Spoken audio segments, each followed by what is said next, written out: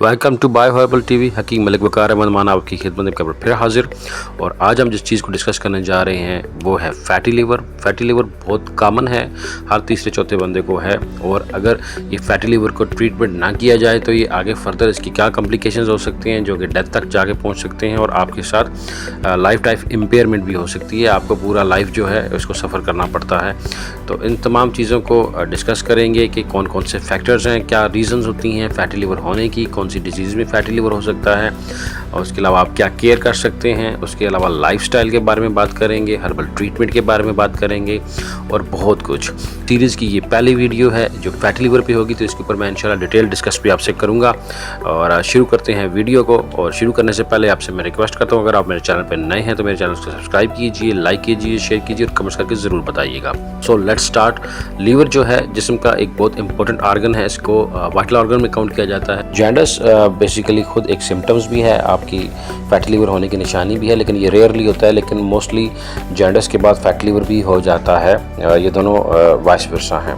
हेपेटोस्टाटिस भी इसे कहा जाता है, फैटी लिवर को हेपेटिक स्टेटाइटिस, जो इसके अंदर फैटी लिवर बेसिकली फैट्स एकम्युलेट होती हैं और वो डेवलप होना शुरू होती हैं आहिस्ता आहिस्ता आपकी लिवर के अंदर, जो फर्दर डैमेज करती हैं लिवर को, सिरोसिस की तरफ लेके जाती हैं। यानी कि नॉर्मल लिवर से, आप जैसे नज़र आ रहा होगा आपको, फैटी लिवर से सिरोसिस फर्दर कैंसर का बायस बन सकता है। अगर सिम्टम्स की बात की जाए तो पेट में दर्द रहना, जिस्म टूटना और थकावट, थोड़ी सी भी तबीयत ख़राब हो जाना, वर्टिगो है, नोज़िया है। और स्पेशली अगर ज़्यादा बढ़ जाए तो फिर आपके जो बिल्कुल लिवर के बैक साइड पे, राइट साइड पे, यहाँ पे पेन होता है। उसके अलावा आपको पेट में सूजन हो जाती है, पेट आपका फूल जाता है।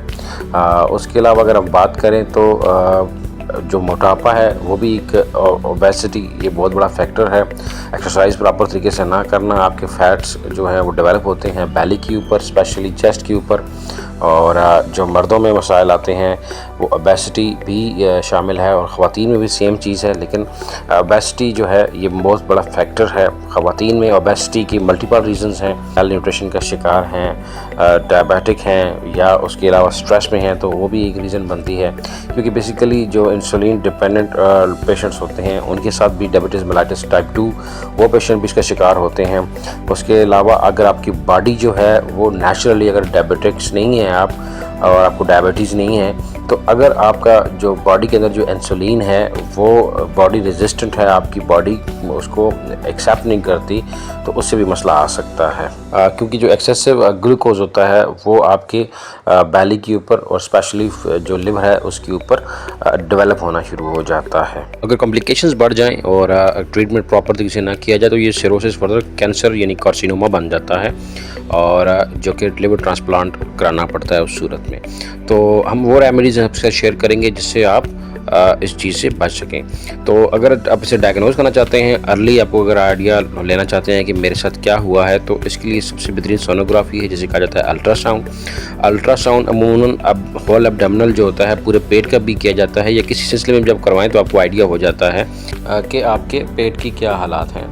तो जितने भी ऑर्गन्स हैं सबको डिफाइन किया जाता है, तो स्पेशली आप लिवर के ऊपर आप फोकस कर सकते हैं। इसके अलावा लैब टेस्ट में जो केमिस्ट्री टेस्ट हैं उनमें आपका जो LFT लिवर फंक्शन टेस्ट, उससे भी आप आइडिया लगा सकते हैं बहुत अच्छे तरीके से। अगर हाई डेंस जो आपका कोलेस्ट्रॉल है और HDL और LDL ये आप सेट हैं तो उससे भी आप लगा सकते हैं कि अंदाज़ा कि आपका फैटी लिवर है या नहीं है। अगर वो है तो उसको टेंडेंसी किस हद तक है। कोलेस्ट्रॉल जो है, ब्लड सीरम जो है कोलेस्ट्रॉल, वो टेस्ट वो भी आपको डायग्नोज कर सकता है कि आपकी बॉडी के अंदर या आपके ब्लड के अंदर कितना कोलेस्ट्रॉल है। और ये मल्टीपल फैक्टर्स होते हैं कोलेस्ट्रॉल हाई होने के या LFT का फंक्शन प्रॉपर ना करने से। उसके अलावा जो ख़वातीन ड्यूरिंग प्रेगनेंसी ऐसी चीज़ें खाती हैं, खुराक खाती हैं बहुत हैवी किस्म की, और या आफ्टर प्रेगनेंसी जो आफ्टर डिलीवरी वो अपनी डाइट थोड़ी सी ज़्यादा हैवी कर लेती हैं, तो उससे भी ये मसाइल सामने आते हैं।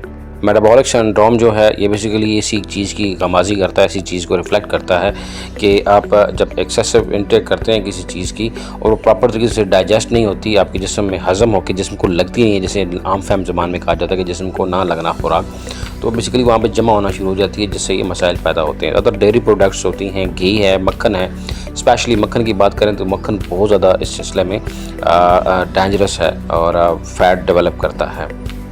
अगर आप खुराक खाते हैं तो कोशिश करें कि उसको डाइजेस्ट करें एक्सरसाइज करके, या इतनी कार्बोहाइड्रेट्स या जितना न्यूट्रिशन लें जिसको आप इजीली डाइजेस्ट कर सकें और आपके जिस्म का हिस्सा बन सके। एक्सेसिव जितनी भी न्यूट्रिशंस हैं, स्पेशली कार्बोहाइड्रेट्स, वो आपकी बॉडी में जमा हो जाते हैं। तो आने वाली नेक्स्ट जो इसी सीरीज़ की अगली वीडियो में आपको इंशाल्लाह हर्बल ट्रीटमेंट जो नुस्खे शेयर करूँगा मैं आपके साथ, और कौन सी टी लेनी है, आपने हर्बल टी लेनी है जिससे ये चीज़ें आपकी रिकवर हो सकती हैं। तो याद रखिए, फैटी लीवर रिकवरेबल है, रिवर्सिबल है इंशाल्लाह। ऐसे कई नुस्खे मैंने खुद दिए हैं, यूज़ करवाए हैं, जिससे फैटी लीवर रिवर्स होता है। तो हम वो आपसे शेयर करेंगे। अगर मेरी वीडियो अच्छी लगी तो लाइक कीजिए, सब्सक्राइब कीजिए। मिलते हैं आपके साथ नेक्स्ट वीडियो तक, तब तक इजाज़त दीजिए। अल्लाह हाफिज़।